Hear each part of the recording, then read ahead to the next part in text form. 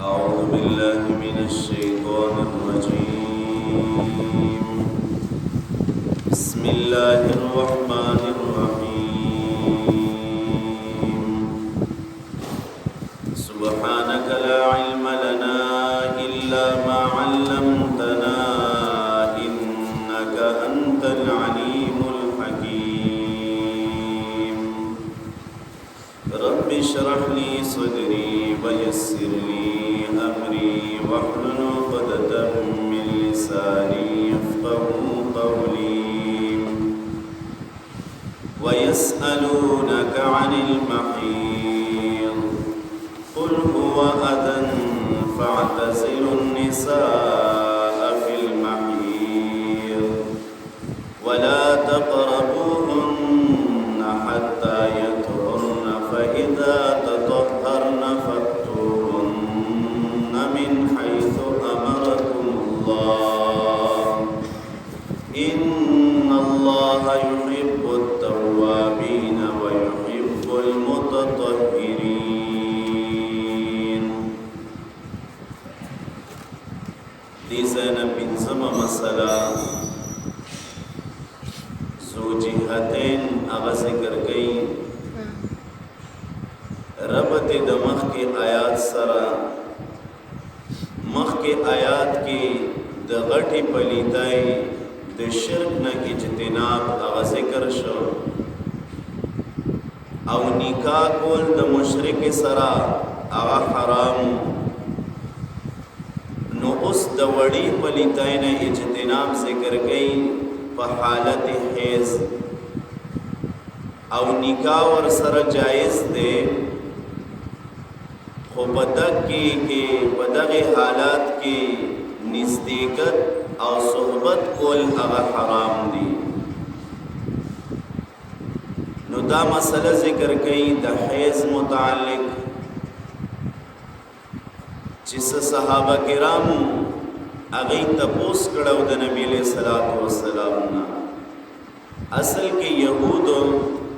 اغی بد نبی علیہ الصلوۃ والسلام سره په هر کار کې مخالفت وکړو. نبی علیہ الصلوۃ والسلام بد یو کار یو شان دی حکم کو او اغی بل شان کو. په دې دوران کې يهودو دا اغی په حالت حیض کې هغه د خپل بیبیانو سره صحبت به ور سره کو. ان نبی علیہ الصلوۃ والسلام راغی د دې منع وکړه چې په دغه ماهوارای بیمارای کې د بیبیانو سره صحبت هغه ناجائز او حرام دی. چې کله يهودو ته پته ولګیدا چې دا نبی علیہ الصلوۃ والسلام کو زمونږه ارزای کې زمونږه مخالفت کوي دا خبرې کولې او دا خبرې دا د صحابه کرامو اورېدې چې باغې کې ثابت ابن دحداح رضی الله عنه او اسید ابن حضیر رضی الله عنه او عباد ابن بشر دې دریو صحابه کرامو دا سوال وکړ د نبی علیہ الصلوۃ والسلام نه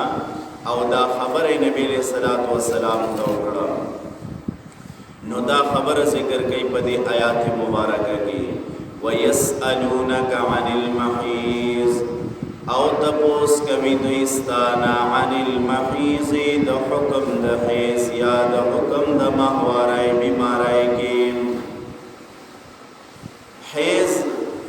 هغه وینې ته وایي چې د رحم د بالغې ښځې د عادت موافق بهیږي. نو په دې حالت کې صحبت او مستری کول، منځ کول، روجا، طواف، تلاوت د قرآن، دخول مسجد ته دا ټول منع او حرام دي. او کوینه د عادت موافق ني نو هغې ته بیا استحاض او ناروغتیا ویل کېږي. نو دک مذکوره اشیاء دا پکې بیا منع نه دي. ويسألونك او تپوس کوي دوی ستانا عن المحیض د حکم د حیض او د ماهوارۍ بیماری متعلق قلت وایا ای زما حبیبا هو اذن چې دا یو ګندګي دا اذن ویل کېږي ما یتأذى به الانسان چې انسان باغې سره تکلیف محسوسي نو هغه ته اذن ویل کېږي او مانعة عن العباده چې سړی د عبادت نه منع کوي او دې ځای اذن نه کې ذکر شو او تنوین پکې د قلت د پاره دی نو اذن یسیر دا معمولی غونته ګندګي دا نو پدې کې اصل کې په يهودو باندې رد دی چې اے يهودو پدک کې ماهوارای بیمارای کې د خپل زنانو ته نزدېکت مکوئ او په نسوارو باندې چې نسوارو يهودو بداسې چل کو چې کله به ماهواري بیماری زنانه تراله نو هغه بوله جدا ځای کې کمره جوړه کړې و او بیا به الته کې ولېګلا او خوراک سکاک هغه به ول داسې ورکو لکه د سپي په شان دی سپي ته چې څنګه خلک لړکې نو داسې به د خپل زنانو ته خوراکي لړکولې زموږ استاد محترم به فرمایل وی یو لرګې به داسې جوړ کړو غټ لرګې او ادارې ته به سر تراسه خوراک واچول او د لری نه به ولا ورکړه دومره چې دینو هغه نفرت به دینو او دک شانته نسوارا غیبا عین صحبت کو په دغه وخت کې نو الله رب العزت په دې دواړو قومونو باندې په دې باندې الله رد کړي او مجوس باوندا سے کول قلت هو یا زما حبیبا هو اذن چې دا یو ګندګي دا فاعتزلوا النساء نو تاسو پسند شئ د خزونا یا فاعتزلوا النساء تاسو جدا شئ په وخت دغه بیماری کې د خپل خزونا فی المحیض په حالت د حیض کې دې ځای کې محیض دوا ځای راغی نو د لومبي محیض نه مولا علی قاری رحمه الله په کتاب الطهارت کتاب الحیض کې باغې کې وای د محیض د لومبي نه مراد هغه دم دی هغه وینه ده او د دې دویم محیض په دې کې درې اقوال ذکر کړي یو دا چې دا خو یا پشان د دکې لومبي محیض دی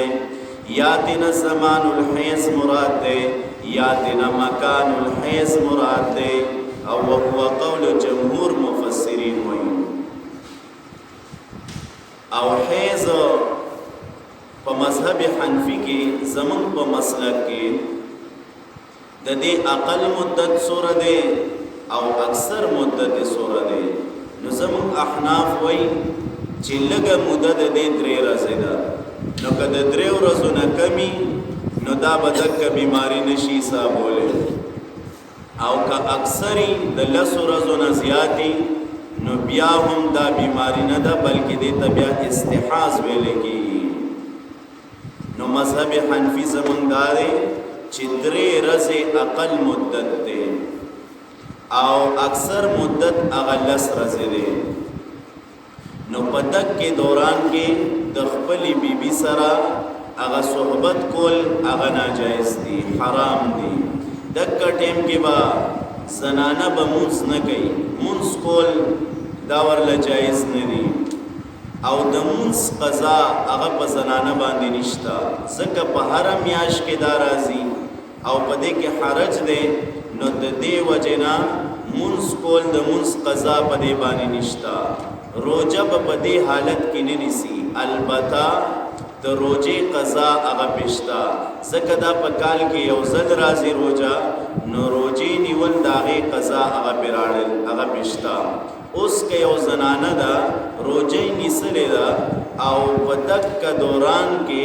لکه د ورځې 10 بجې شوې 11 بجې شوې او دا خپله بیماري ورته راله نو دا به بیا څه کوي روجه به ماتۍ خوراک او څښاک به شروع کوي او کنا دا بچی نو روجه نیسی نو روجه په دغه حالت کې د دې په خپل روزه ماته شو خو دا به مشابهت د روزدار سره کوي در ماخامه پورې چې څنګه روزدار خوراک سکاک نه کوي دغه شان دی بداوم کوي او په دغه حالت کې کچره پاکي ورته رااله مثلا د ورځې ورته 11-12 بجې پاکي رااله نو دا به بیا هم چې دی نو د روزدارو سره به مشابهت کوي او په دغه دوران کې دا به د قرآن کریم تلاوت نه کوي د قرآن کریم تلاوت هغه دې ته حرام دی قرآن ته بلاس نه وړي البته علما ذکر کوي که چېرته دا ورته په سترګو باندې ګوري او پاڼه ورته بل څو کړی نو بیا دا کولی شي لکه درس دوران کې ناسته ده او داسې په قرآن کریم ته په خپلو سترګو باندې ګوري خو لاس ورله نه وړي بلکې بل څوک ورته پاڼه اړوي نو خیر دی اعتکاف کول د دغه زنانه دپاره په دې حالت کې هغه نشته البته که یو زنانه اعتکاف ته ناسته ده اعتکاف ته ناسته وه او دا ماهواري بیماري ورته راله نو بیا د دې اعتکاف هغه مات شو خو د دې قضا به هغه څنګه کوي نو چې په کومه ورځ باندې دې ته بیماري راغلې ده نو د هغه ورځې به دا اعتکاف کوي او هغه روژه به ورسره نیسي دغه رنګې د قرآن کریم نه علاوه دا نور تسبیحات ویلی شي دغه شان درود شریف هغه ویلی شي او که یو زنانه ده د پیریانو وغیره مسله ده ورته نو دا که په دغه دوران کې دا معوذتین سورتونه وایي یا آیات الکرسی وایي خو نیت هغه به د دمی نیت به د تلاوت نی نو بیا دا معوذتین سورتونه ویلی شي آیات الکرسی دا هم ویلی شي خو په دغه دوران کې دا په طور دم به وایي په طور تلاوت به دا نه وایي او په دغه حالت کې حضرت عائشہ رضی اللہ عنہا وی دا تفسیر ابن کثیر رحمہ اللہ پدی صاحبانے دا حدیث ذکر کرے حضرت عائشہ رضی اللہ عنہا وی پدی مہوارائے بیمارائے کہ ماں نبی علیہ السلام لسر منزلے رہے نبی علیہ السلام اعتکاف تناستو وی ماں تیوی زما سر منزل نو وی یو کڑکای راغلی و مسجد نبوی تا چونکہ دا عائشہ رضی اللہ عنہ کور د مسجد نبوی سر خواگی و نبی علیہ السلام سر میں وی بحالت و دکی بیمارای کی وینزوی یو زلی نبی علیہ السلام را دوی وی عائشہ دا مسلا راوالا دا چا نماز راواخلا نوی ما ورطوی یا رسول اللہ سب بحالت دا مہوارای بیمارای کی وی ما توی چستا ولی پلاس کې خدا بیماری نشتا وی ما هغه راوست نبی علیہ السلام ته می خور کو نو د دین دا معلومیږي چې د زنانو نه د دین دا نفرت نشتا بلکې دا غي د لاس روټه خړې شي د کشان هغه کې درل کپڑے وینځي هغه چې نو اغوستلې شي او چې سریکې نو سیدا او څنګه چې به يهودو کول هغه به زنانه چې نو لری کمرې ته به بوتله او ډوډۍ بوتله کده سپو په شان دي نو پدې کې پاغي باندې رد الله رب العزت کوي او دا بیماری پدې کې د الله ډېر لوی حکمتونه دي یو حکمت پکې دا دی چې کله زنانه هغه حامل شي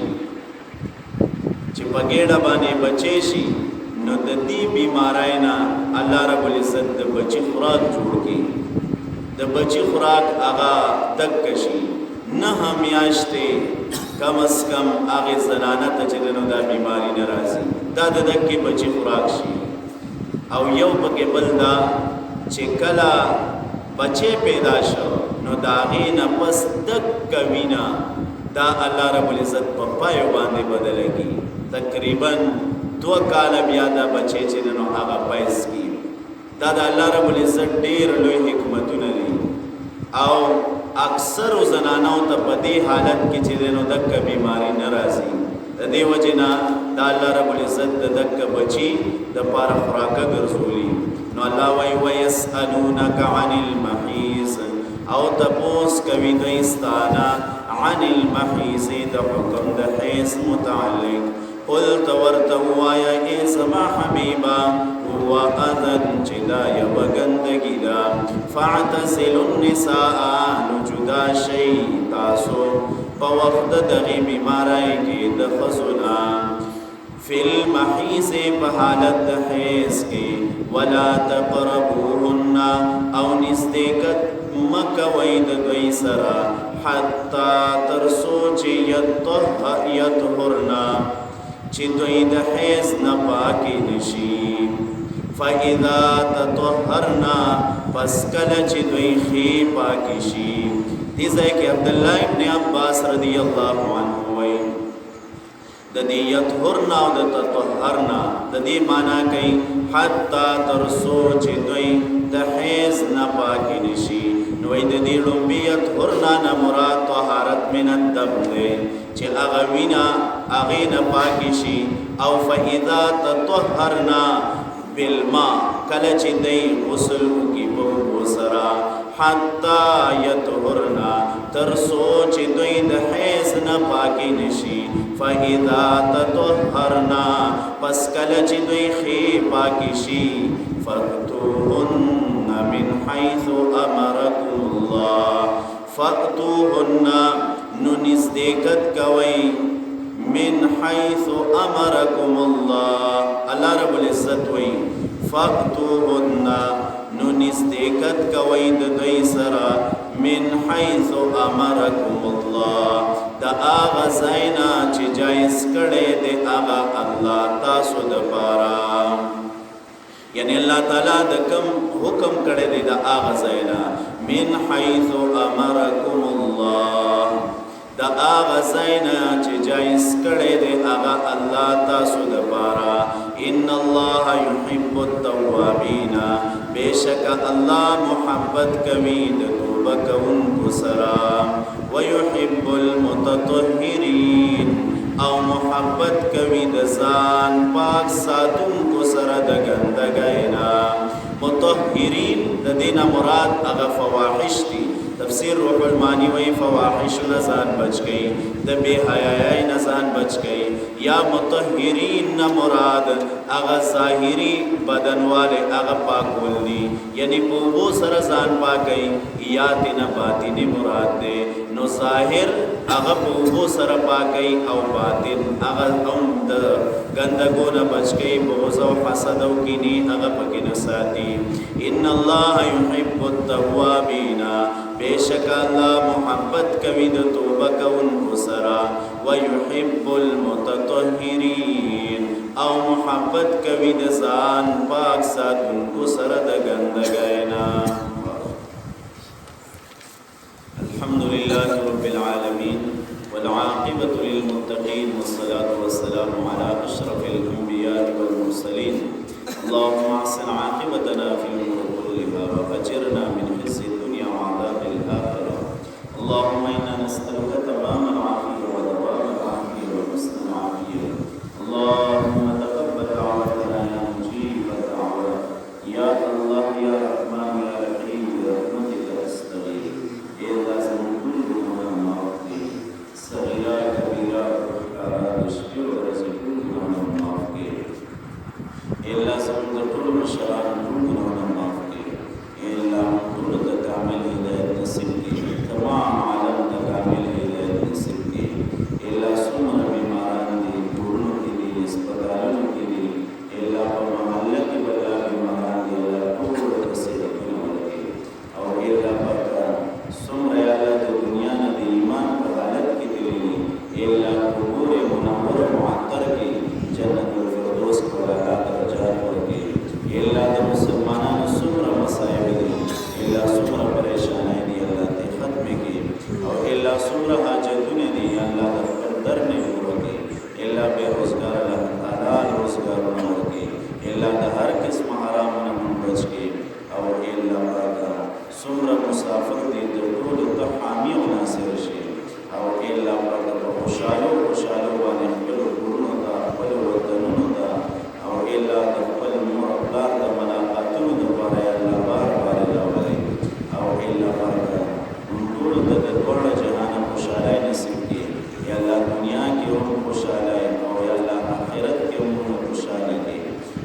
الله پاک د قرآن سره زمون مینه محبت پیدا کړي الله قرآن چې سوي په دې باندې عملی زندگی الله زمون جوړه کړي الله قانون د قرآن الله نافذ کړي او ټول دنیا کې الله د قرآن قانون یا الله دا نافذ کړي او الله موږ د هر قسم نارواونه او د هر قسم بې حیايي او فواحشونه الله زمون نسلونه بچ کړي او الله پاک موږ ټول راضي شي چې راضي شي بیا ناراضه شي څوک پورې راضي شوی دی هغې پورې مرګ به راولي او الله په موږ د خیر او د رحمت د اوبو باران راولي اللهم اسقنا غيثا غيثا مغيثا نافعا غير الله والذي ينزل الغيث من بعد ما قنطوا وينشر رحمته وهو الولي الحميد اے الله من ټول نه الله راضي شه چې راضي شي بیا ناراضه مشه څوک پورې راضي شوی دی هغې پورې مرګ به راولي چې مرګ راولي مرګ مو د شهادت نصیب کړه یا مرګ